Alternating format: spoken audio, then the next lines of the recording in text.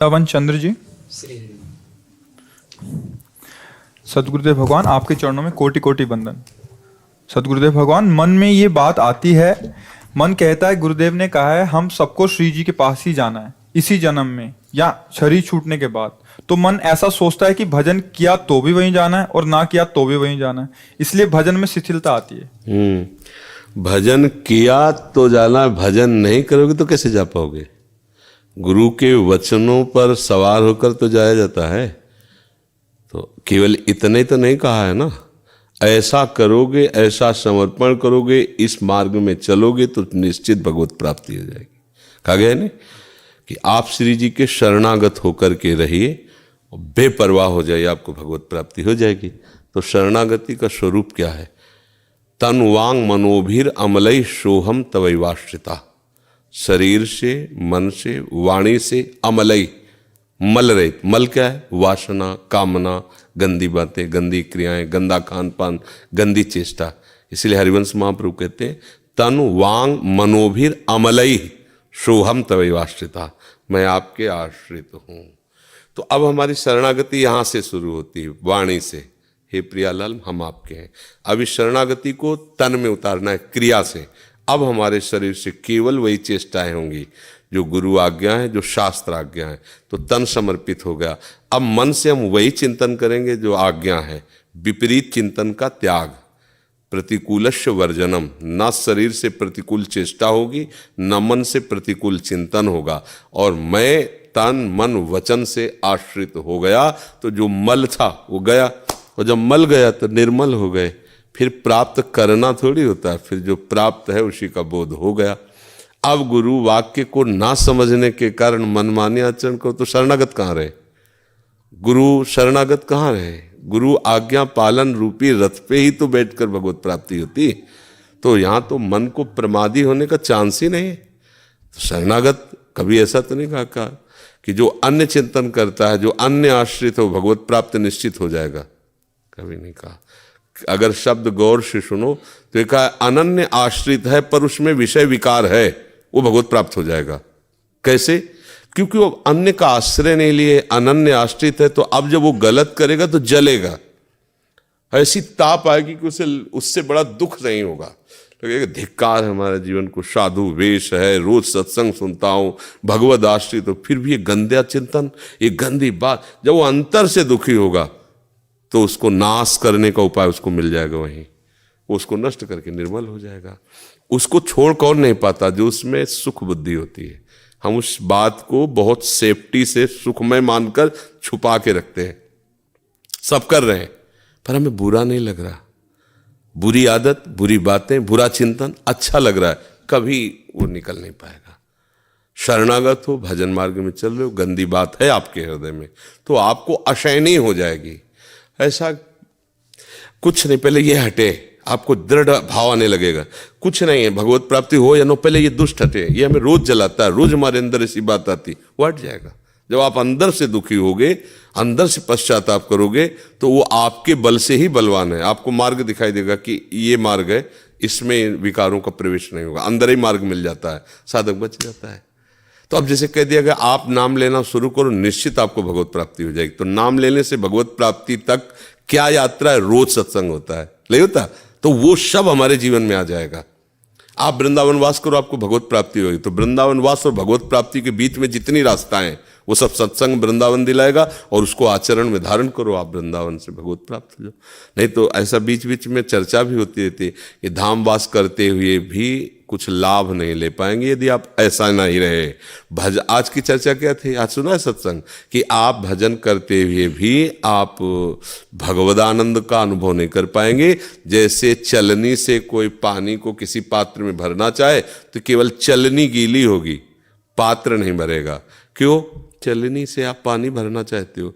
ऐसे विषय भोग और भजन तो आपको केवल अहंकार होगा कि मैं भजनानंदी हूं, मैं महात्मा हूं, त्यागी हूं। वस्तुतः आपके पास कोई भी आध्यात्मिक ऊर्जा शक्ति नहीं रहेगी, क्योंकि चलनी की तरह आपका मन है, विषय वासनाओं में ऊर्जा शक्ति बह जाएगी। समझ रहे ना? प्रमाद की तो कोई गुंजाइश ही नहीं है। सदगुरुदेव भगवान, आपके श्रीमुख से बहुत बार सुना है कि सबका सार निरंतर भगवत चिंतन ही है। तो गुरुदेव भगवान, भगवत चिंतन का स्वरूप क्या है? मैं कैसे जानूं कि मेरा भगवत चिंतन हो रहा है? हाँ, प्रभु के आश्रित होना सबसे पहला। अब यही बहुत बड़ा विघ्न है। शरीर के आश्रित, मन के आश्रित, भोगों के आश्रित, जगत के आश्रित, कैंची चलाओ सत्संग के द्वारा प्राप्त विवेक से सब आश्रय काटा, केवल भगवत आश्रय। अब भजन का जो स्वरूप है वो केवल माला चलाना नहीं है। जगने से लेकर सोने तक जितनी चेष्टाएं हैं मन वचन कर्म से, वो अपने आराध्य देव के लिए हो, वही भजन है। गोपीजन घर को लीपती है, पोतती है, रसोई बनाती है, सारी चेष्टा पति को प्रसन्न करने की, पुत्र को दुलार करने की, गाय गौआ दुहने की, सब चेष्टाएं हो रही है, लेकिन सबके साथ भगवद स्मृति चल रही। मुरारी पादार्पित चित्तवृत्ति। तो जहां प्रभु का आवाहन होता है, सब एक सेकंड में छूटा और प्रभु के पास पहुंच गए। एक आंख में काजल लगा, दूसरे में लगाने की भी सुधि नहीं रही, क्योंकि शरीर राग नहीं है। बच्चे को दुलार करे, बंसी बजी, वहीं छोड़ दिया, चल दिया, क्योंकि पुत्र में ममता नहीं है। ममता तो श्री कृष्ण में है। ये सब भजन है। हर चेष्टा, हमारा स्नान करना, हमारा शरीर को स्वस्थ रखना, भोजन करना, शरीर से चेष्टाएं करना, सब भजन है, पर वो प्रभु के लिए हो। अगर आप भजन जिसे माला जपना कहते हो वो भी कर रहे हो, पर आपका लक्ष्य विषय भोग, वो भजन नहीं है। आप विषय सेवन कर रहे हो लेकिन प्रभु के लिए जीवन धारण कर रहे हो, तो आपका भोजन पाना भी यज्ञ है। आपका हर कदम चलना परिक्रमा है, आपका हर शब्द स्तोत्र है, आपका नींद लेना समाधि है, क्योंकि आप भगवत आश्रित और भगवत परायण हो। भगवत परायण, ये बात समझना होगा। कभी नाम चल रहा है, कभी लीला गायन चल रहा है, कभी सेवा में, कभी जन समुदाय की सेवा में। यहाँ खड़े रहो, ऐसे मिलना है, वैसे, ये सब भगवत स्वरूप सेवा है। क्योंकि हम अपने लिए नहीं कर रहे, अपने गुरु के लिए, अपने इष्ट के लिए हर चेष्टा भजन हो गई। अपने लिए अगर कर रहे हैं कुछ भी शरीर मानकर, इंद्रिय सुख, ये इस भजन का फल ये होगा। अभी भजन में प्रवेश नहीं हुआ। भजन है जहां शरीर राग मिट जाए, इंद्रियों के विषयों की संयोग जनित सुखों की अंदर से राग वृत्ति का नाश, उसे वैराग कहते हैं। जहां इंद्रिय जन्य भोगों में वैराग्य हो जाए, अब बचा क्या? भगवदानंद। श्रद्धावान लभते ज्ञानम, श्रद्धावान को ही ये ज्ञान प्राप्त होता है। अब ज्ञान है आपको, इसका परिचय बोले जितेंद्रिया। जो श्रद्धा से इस मार्ग में चला उसे ज्ञान प्राप्त हुआ, सब मिथ्या है। तो तत्परायण, जो सत्य जाना उसमें परायण हुआ, तो फिर अपने आप इंद्रियां आ गई अपने स्वरूप में। श्रद्धावान लभते ज्ञानम तत्परा संयत इंद्रिया। अब इसके बाद फिर ज्ञान प्राप्त हुआ, वो है बोध। जो ज्ञान प्राप्त हुआ तो उसका अनुभव हुआ। अब जे ही बोध हुआ तो पराम शांति मचिरेणाधिगच्छति। ज्ञानम लब्ध्वा पराम शांति मचिर, अब वो परम शांत हो गया। पहला ज्ञान जो हुआ उससे वो सत्य वस्तु को जाना और जानकर उसके परायण हुआ। उसके परायण की जो असत है उससे उसका राग छूटा, सत्य को ग्रहण किया। सत्य को ग्रहण करते हुए जितेंद्रिय हो गया, क्योंकि असत में मातु बुद्धि होने से इंद्रियां गई थी। जो ही जितेंद्रिय हुआ, संयत इंद्रिय हुई, तो उसको ज्ञान, असली ज्ञान अब हुआ, उसको अनुभव हुआ। जो ही परमात्मा तत्व का अनुभव हुआ, पराम शांति। अब मृत्यु भी उसे अशांत नहीं कर सकती, और दुखों की बात जाने दो। ये है परम लाभ। चुपचाप रात दिन केवल भगवत प्रसन्नता के लिए सारी चेष्टाएं करना, भगवत प्रसन्नता के लिए जीना, भगवत प्रसन्नता के लिए ही हमारे विचार उठना, सब बात बन जाएगी। किसी भी व्यक्ति से बात कर रहे हैं, किसी भी व्यक्ति की सेवा कर, पहले उसमें आराध्य देव देखा, इसमें प्रभु है, उनको सुख मिलेगा, इसलिए हमें बात कर रहे हैं, उसको आदर दे रहे हैं, बस हो गया, ये उपासना हो गई। और व्यक्ति देख करके कभी तो ये हमको प्रणाम करेगा, कभी तो ये मानेगा कि हाँ, तो मान, प्रतिष्ठा, लाभ या आगे किसी भी तरह की कृतज्ञता प्राप्त करने की इच्छा की हमारे साथ, ये स्वसुख वांछा, ये उपासना नहीं बना, ये भजन नहीं बना, ये संसारिकता में ही आ गए। बड़ा सूक्ष्म है भजन का मार्ग, ये समझ गए ना जी। वन मोधा सहचरी। श्री सद्गुरुदेव भगवान, आपके चरणों में कोटि कोटि प्रणाम। भगवान, आज सत्संग में आपके श्रीमुख से सुना कि किसी भी मंगल कामना के लिए श्री भगवान से प्रार्थना नहीं करना चाहिए। महाराज जी, कई बार दूसरों के हित के लिए उनकी मंगल कामना भी श्री भगवान से कर सकते हैं। बात अभी जैसे क्लास 1 और फिर बीएससी, बीकॉम, पीएचडी, जिस सत्संग की जैसे पीएचडी की बात तो क्लास 1 में नहीं जोड़ी जाएगी। बहुत नीची धरा की बात है, दूसरों का मंगल सोचना, नीची धरा की बात। आप कहोगे दूसरों से सुख लेना ये नीची बात हो सकती है, लेकिन दूसरों का मंगल सोचना, तो दूसरों का मंगल तुम सोच ही नहीं सकते। तुम उसी का मंगल सोचोगे जिससे तुम्हारी ममता है, जिससे आसक्ति है। जिस दिन तुम दूसरों का मंगल सोचने की बात समझ में आ जाएगी तो आपके हृदय से निकलेगा सर्वे भवन्तु सुखिनः। अब ये बात कोई महात्मा बोल सकता है, साधारण नहीं बोल सकता। आप जांच के देखो दूसरों में कौन है, पति पुत्र रिश्ते नाते पड़ोसी, वही जो आपसे ममता रखता है।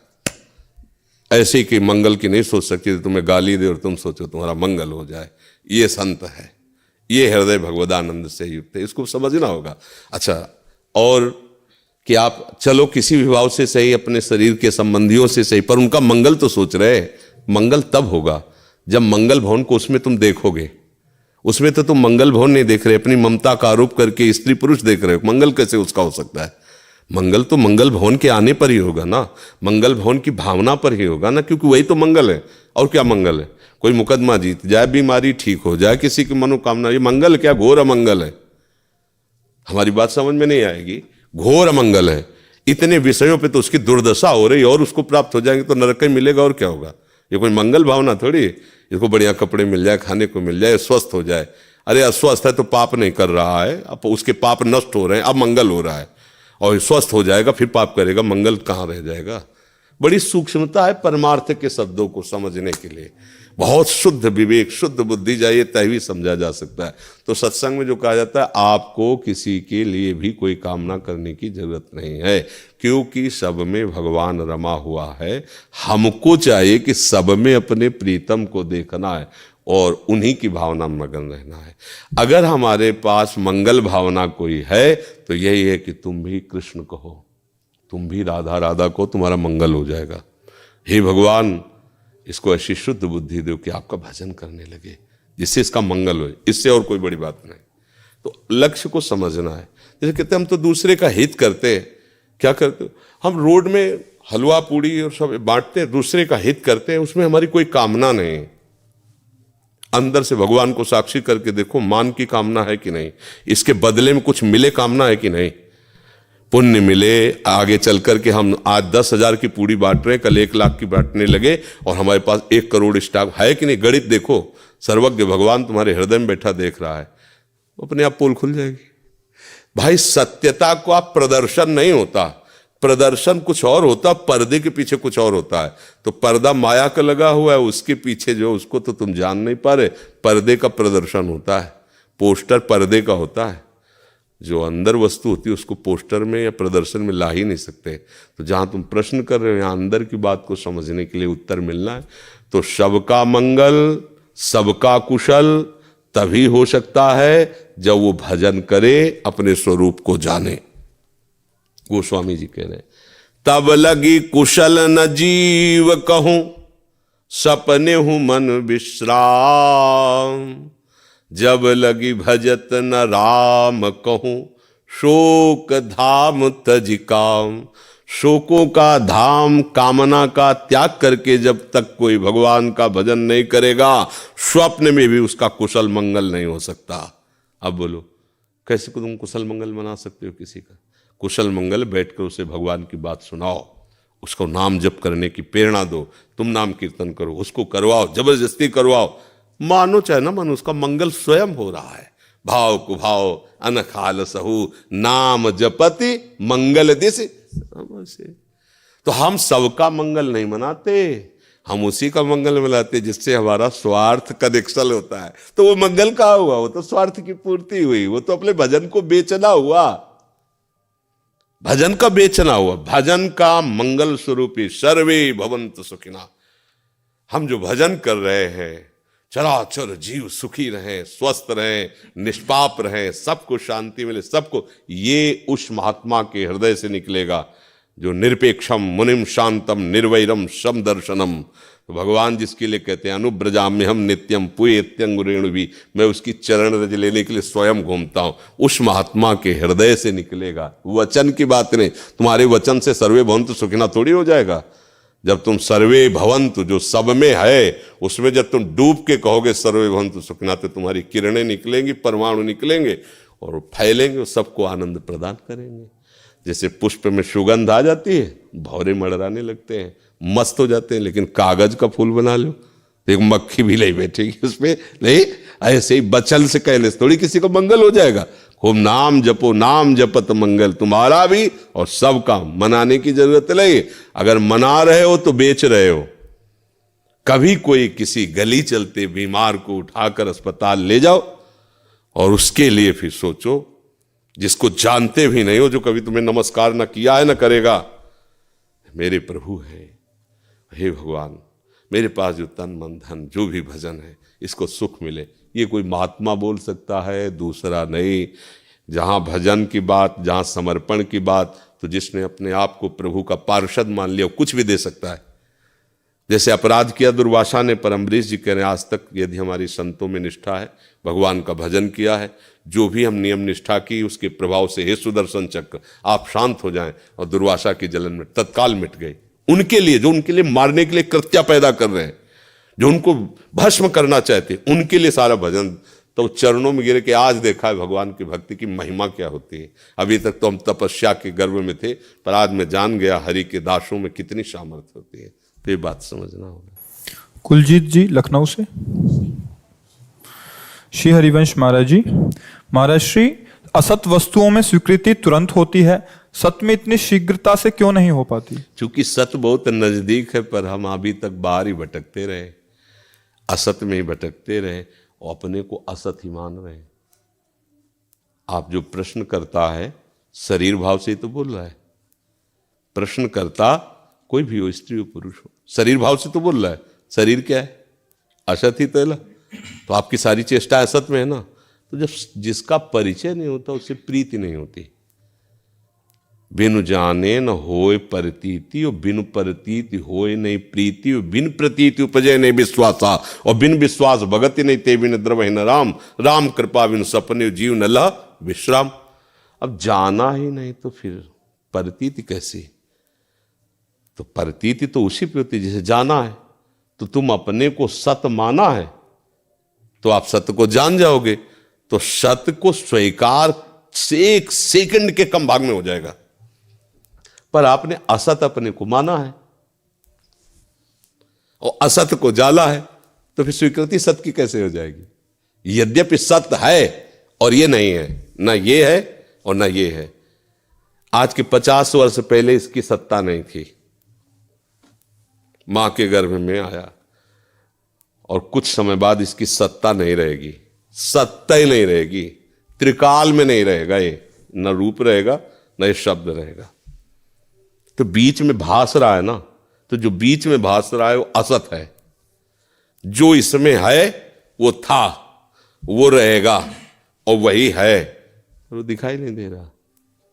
तो जो दिखाई दे रहा है वो न था न रहेगा न है, केवल तुम्हें दिखाई दे रहा है। अब ये कैसी बात कि तुम इतने दिखाई दे रहे हो, करो है नहीं। प्रतिपल ये नष्ट हो रहा है, प्रतिपल समझ में नहीं आ रहा है। तो हमारा असत से माना हुआ भाव जुड़ गया है, इसलिए तत्काल स्वीकृत हो जाता है। ये तुम्हारे आज से पति हुए, अब न ध्यान करना है न जप करना, उसी क्षण से बात बैठ गई हमारे पति। क्यों? मैं असत से अपने शरीर को स्त्री माना तो बिल्कुल स्वीकार कर लिया मेरा पति है। और अगर आप अपने स्वरूप को जान जाए तो आपको हंसी आएगी कौन किसका पति है।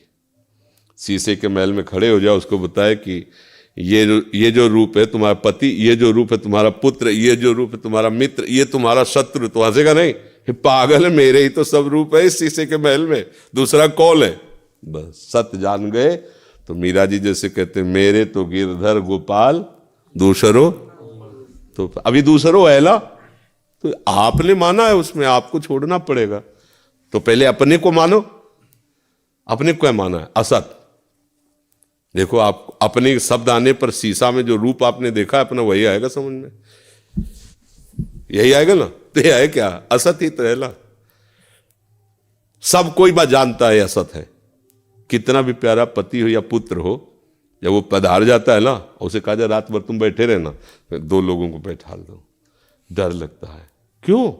कि वही पति पुत्र है जिसे एकांत में आप अपना मानते थे। नहीं, वो चले गए।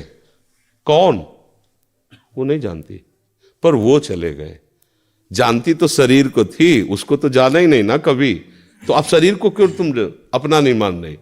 अनजाने में भी वो सत्य वस्तु को मान रहे थे, पर स्वीकृति इसलिए नहीं हुई कि अपने असत को अपना मैं माना, सामने असत को अपना माना, इसलिए स्वीकृति नहीं। पर अनजाने में भी सत्य का आदर है। अब ले जाओ इनको, फेंक दो, गाड़ दो, जला दो। क्यों? जिसको जानती नहीं थी उससे कहां तुम्हारा प्यार? प्यार तो इसी से था। ठीक है, पर वो नहीं रहे। अब वो को नहीं जाल पाई। वो अगर वो को जाल लेला तो हम न तुम दफ्तर गुम, एक ही है, दूसरा कोई है नहीं। बस अब ये थोड़ा ऊंचाई की बातें हैं। खूब नाम जप करो, सत्संग करो, धीरे धीरे समझ में आ जाए।